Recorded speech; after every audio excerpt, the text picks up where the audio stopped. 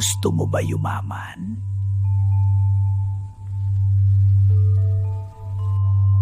Alam nyo ba, mayaman na sana ako ngayon.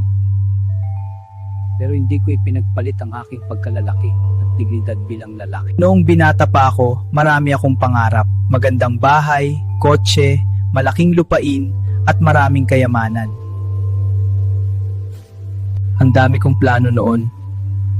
Kaya lang inantok na ako.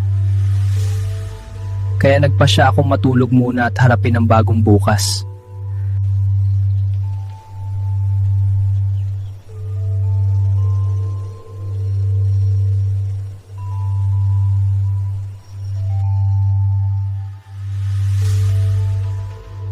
Naparami yata ako ng inom tubig.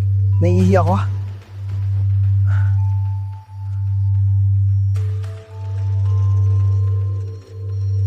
Hala, bakit ito nakalock?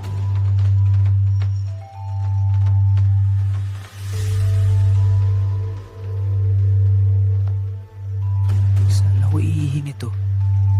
Parang natatay pa ako.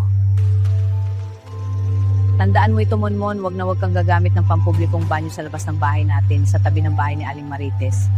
Kung ayaw maranasan ng pinakamalagi na gabi ng buhay. Opo, Lola. Bakit po, Lola? Ano nangyari doon? May masamang nangyari. Hindi natin dapat pag-usapan. Time out muna, kapagod. Pre, nabalitaan mo nangyari kay Mang Kanor? Oo nga, nakakakilabot. Di ko alam, basta natagpuan na lang siyang nakabulagtas sa pampublikong banyo. Baka yung itim na duwende na naman. Nagpakita kay Mang Kanor. Anong hiwaga ang taglay ng banyong ito? Bakit kaya nila kinatatakutan?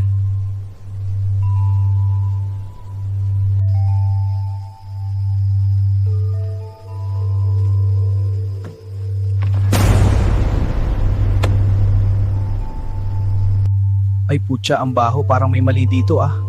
May amoy pero walang tao. Daig pamultong nagpaparamdam. Pero talo-talo na to.